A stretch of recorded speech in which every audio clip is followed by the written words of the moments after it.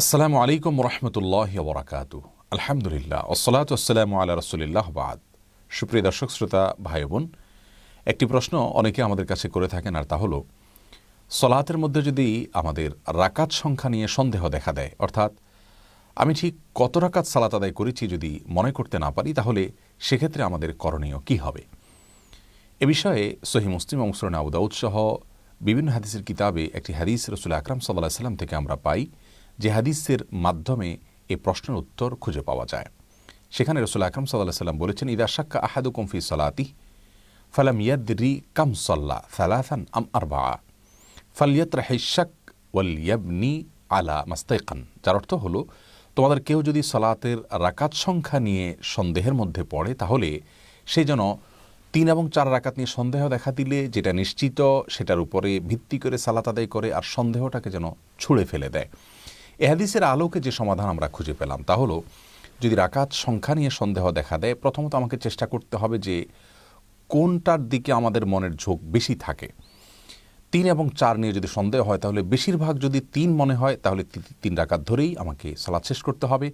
আর যদি আমার ধারণার প্রাবল্য থাকে 4-এর দিকে, অর্থাৎ 4-এর দিকে আমাদের মনের ঝোঁক বেশি থাকে, মনে হচ্ছে 4 রাকাত হওয়ার সম্ভাবনাই বেশি, তাহলে আমরা 4 রাকাত ধরেই সালাত শেষ করব এবং শেষে সেজদায় সহু দিয়ে নিব।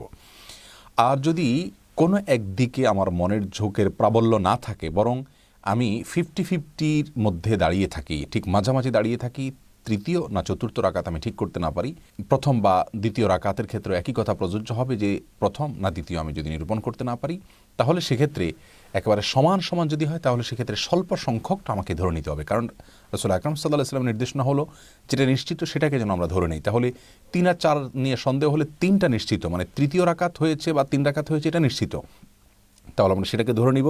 আর চতুর্থ রাকাত নিয়ে আমরা যদি কোনো সিদ্ধান্ত নিতে পারছি না, অতএব এটা সন্দেহের মধ্যে পড়ে, সেটাকে আমরা বাদ দিব, অর্থাৎ চতুর্থ রাকাতকে আমরা নতুন করে পড়ব, আর তৃতীয় রাকাত যেটা নিশ্চিত সেটাকে আমরা ধরে নিব।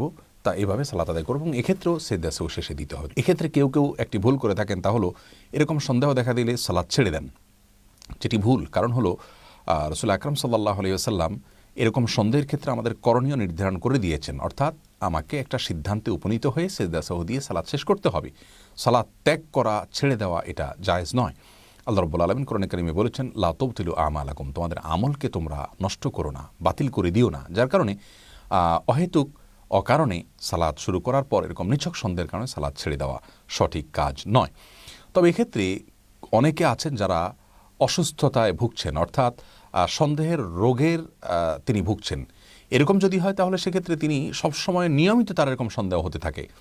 এ ধরনের ক্ষেত্রে সন্দেহকে কোনো প্রকার পাত্তা না দিয়ে তিনি সালাত আদায় করার চেষ্টা করবেন। অনেক সময় দেখা যায় যে তিনি 4 রাকাত পড়েছেন, সালাতের শেষে কেউ তাকে বলছেন আপনি 4 রাকাতই পড়েছেন, তারপরেও তার সন্দেহ হচ্ছে। অর্থাৎ কেউ বাহির থেকে দেখেছেন, তার সালাতকে পরিপূর্ণ অবজার্ভ করেছেন, তার কথাকেও তিনি বিশ্বাস করতে পারছেন না। এটা অনেকটা অতি সন্দেহ প্রবণতার রোগ থেকে দেখা দেয়। এরকম যদি হয়, তাহলে সেক্ষেত্রে সন্দেহ প্রবণতার রোগের জন্য তিনি ট্রিটমেন্ট করবেন, এবং কোরআন এবং হাদিস অনুযায়ী বেশ কিছু রকিয়া, বেশ কিছু আমলের কথা বলা আছে, সেগুলো করবেন, এবং সন্দেহকে কোনোভাবেই পাত্তা দিবেন না। আর যদি সালাত শেষ করার পরে তার সন্দেহ দেখা দেয় যে কয় রাকাত আদায় করেছেন, তাহলে সেক্ষেত্রে এই সন্দেহকে তার আমলে নেওয়ার কোনো প্রয়োজন নাই। আর যদি তিনি নিশ্চিতভাবে জানতে পারেন সালাত আদায় করার শেষ করার পর যে তিনি 1 রাকাত কম সালাত আদায় করেছেন অথবা 1 রাকাত বেশি সালাত আদায় করেছেন, তাহলে সেক্ষেত্রে যদি এটা মনে যখন হয়েছে, তখন যদি সালাম ফেরানোর পরে তিনি কেবলামুখী থাকেন, অন্য কারোর সাথে কথা না বলে থাকেন, বা সালাত ভঙ্গকারী কোনো বিষয় না থাকে, তাহলে ওই অবস্থায় তিনি 1 রাকাত কম আদায় করেছেন মনে হলে আরও 1 রাকাত পড়বেন, পড়ে সেজদা সহু দিয়ে নেবেন, সালাত আদায় হয়ে যাবে। এটা সালাম ফেরানোর পরের কথা।